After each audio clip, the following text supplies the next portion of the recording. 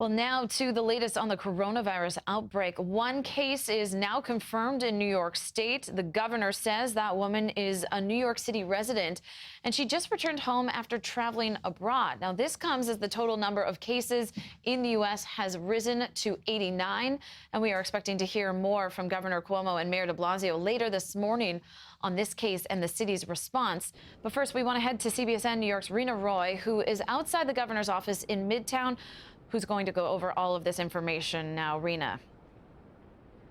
Well, Natalie, authorities have said this was inevitable. And now, as you said, we do, in fact, have a confirmed case here in New York City. Sources say the woman in her late 30s just got back from Iran, and she was showing symptoms. She is not in serious condition, but she is being quarantined in her Manhattan home.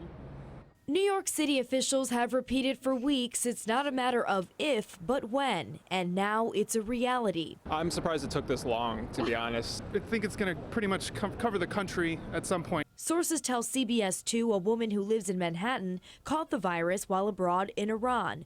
Governor Cuomo says she has respiratory symptoms, but is not in serious condition and has been in a controlled situation since arriving in New York, bringing the total number of cases in the U.S. to at least 89. I'm more confident than ever that we are bringing a whole of government approach. The president has directed the full resources of the federal government. Washington state announced its second death Sunday, a man in his 70s, just a day after a man in his 50s died in the same county.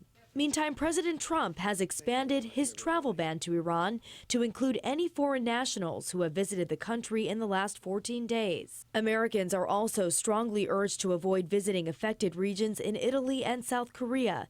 The president tweeting Sunday that passengers from highly infected countries will be screened before boarding, then again upon arriving in the U.S. On the flight, they did take my temperature before I got on the plane. Delta and American Airlines are temporarily suspending service from New York City to Milan.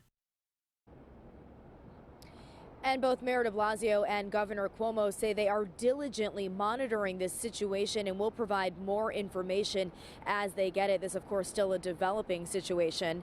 They say the risk to New Yorkers is still very low. In Midtown Manhattan, Reena Roy, CBSN, New York. All right, Reena, thank you.